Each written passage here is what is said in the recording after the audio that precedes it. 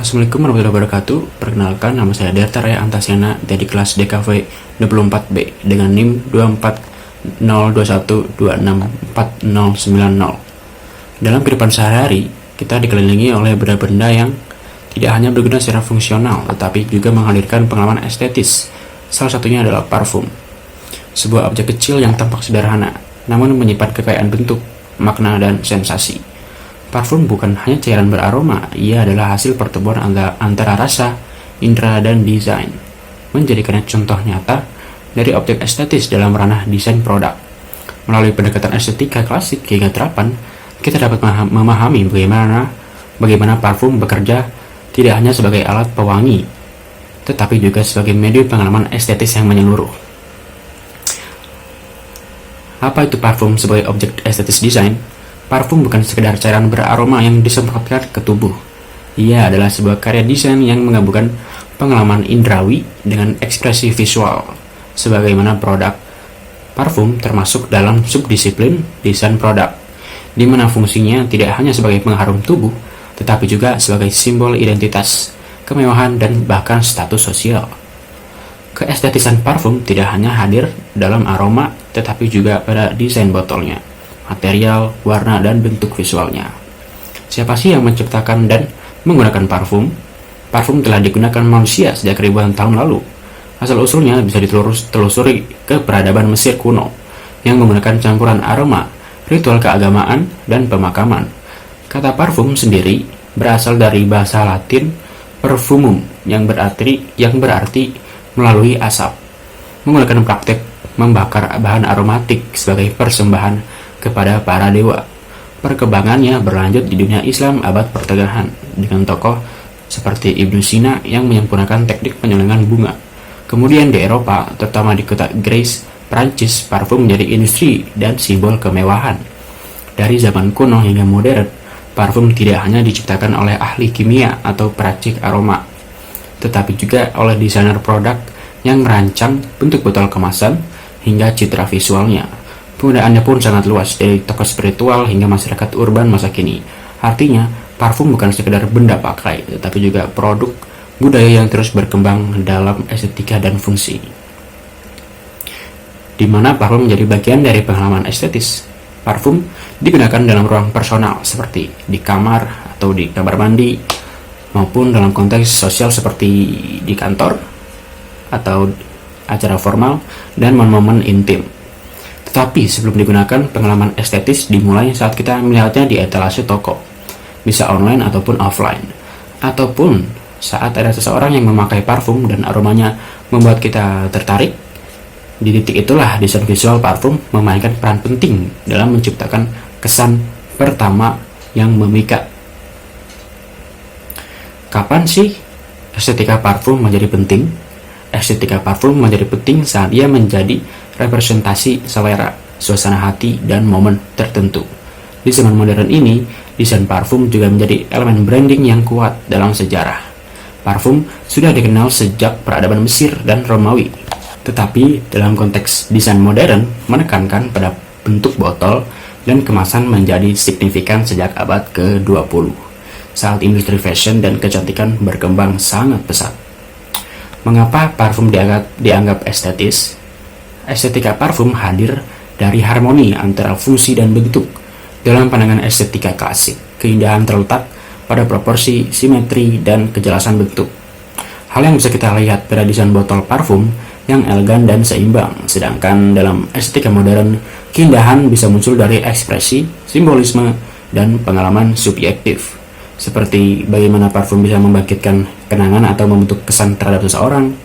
Dalam konteks estetika terapan, Paul Hackert mengusulkan 4 prinsip estetika yang sangat relevan untuk menjelaskan bagaimana parfum dianggap estetis. Yang pertama ada maximum effect for minimum means. Artinya parfum seringkali dirancang secara minimalis, cukup dengan botol yang sederhana, warna transparan, dan sedikit tipografi. Namun dari elemen visual yang terbatas ini menciptakan kesan elegan, eksklusif, dan penuh makna. Efek visual dan emosional yang ditimbulkan sangat besar, meski dengan penggunaan elemen desain yang efisien. Yang kedua, ada unity in variety. Desain parfum yang baik mampu menyatukan berbagai elemen berbeda seperti bentuk botol, warna cairan, material, label, dan tutup botol dalam satu kesatuan yang harmonis. Meskipun variatif, semuanya terasa menyatu, memberi pengalaman estetis yang utuh dan tidak membingungkan. Selanjutnya ada Maya, Most Advanced Yet Acceptable. Prinsip ini menjelaskan bahwa desain yang estetis adalah yang inovatif tapi masih bisa diterima oleh pengguna. Parfum seringkali bereksperimen dengan bentuk botol yang unik, miring, ataupun pipih, atau bahkan menyerupai objek lain, namun tetap mempertahankan keterbacaan fungsinya sebagai wadah parfum. Ini membuat menarik secara visual tanpa mengorbankan kenyamanan atau pemahaman bagi pengguna. Yang keempat, ada optimal match, keselarasan indrawi dalam desain parfum. Prinsip ini menekankan pentingnya kesesuaian antara elemen sensorik dari sebuah objek dan ekspektasi pengalaman pengguna. Parfum adalah produk yang secara unik mampu mengaktifkan dan menyelaraskan berbagai indera manusia secara serempak. Selanjutnya ada indera penciuman. Ini adalah aspek utama aroma parfum dirancang dengan lapisan-lapisan yang menciptakan perjalanan aroma dari semprotan pertama hingga aroma yang terakhir yang tertinggal di kulit. Ketika aroma yang muncul sesuai dengan bentuk botol dan citra visualnya, tercipta keselarasan penciuman dan visual. Selanjutnya ada indera penglihatan. Desain botol, warna cairan, label, dan bentuk tutup menciptakan harapan dan jenis aroma yang ada di dalamnya.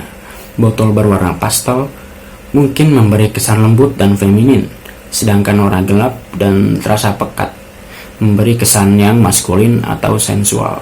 Jika visual dan aroma saling mendukung, maka kesan estetikanya jadi lebih kuat dan nyambung. Selanjutnya ada indera peraba. Botol parfum biasanya terbuat dari bahan seperti kaca, logam, atau plastik, dengan tekstur yang dibuat halus, kasar, berat, ataupun ringan saat digenggam. Bentuk ergonomis dan bobotnya memberikan sensasi fisik yang sinkron dengan kesan visual dan aroma.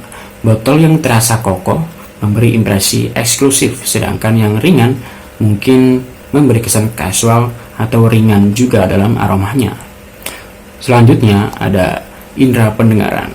Meskipun bukan aspek utama, suara yang muncul saat tutup dibuka atau semprotan keluar mempengaruhi pengalaman sensorik secara halus. Bunyi klik saat membuka tutup atau psst saat menyemprot bisa memberi kesan bersih, presisi, dan modern.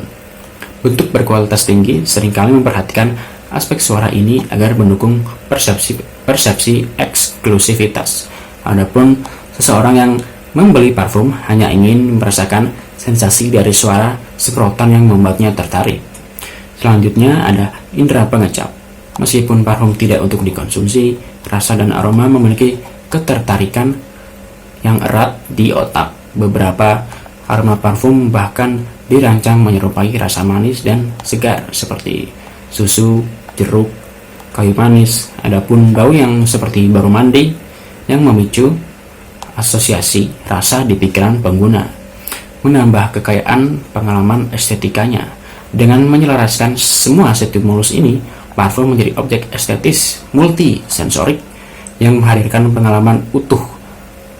Ketika bentuk, aroma, tekstur, dan impresi suara saling mendukung, maka tercipta optimal match.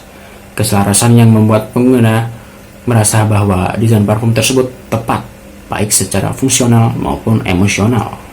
Melalui perpaduan bentuk, aroma, simbol, dan sensasi, parfum membuktikan dirinya sebagai lebih dari sekedar produk. Ia adalah objek estetis yang lengkap. Ia menyentuh berbagai aspek dalam teori estetika, mulai dari harmoni bentuk dalam estetika klasik hingga prinsip multisensorik dalam estetika terapan. Parfum mengajak kita untuk tidak hanya mencium, tetapi merasakan dan memahami bagaimana desain mampu membentuk pengalaman yang puitis dan personal. Dalam tiap semprotan terdapat narasi estetika yang membentuk fungsi, keindahan, dan makna. Maka, mengulas parfum bukanlah perkara wangi semata, tapi juga bagaimana manusia menciptakan keindahan yang bisa dikenang lewat indera.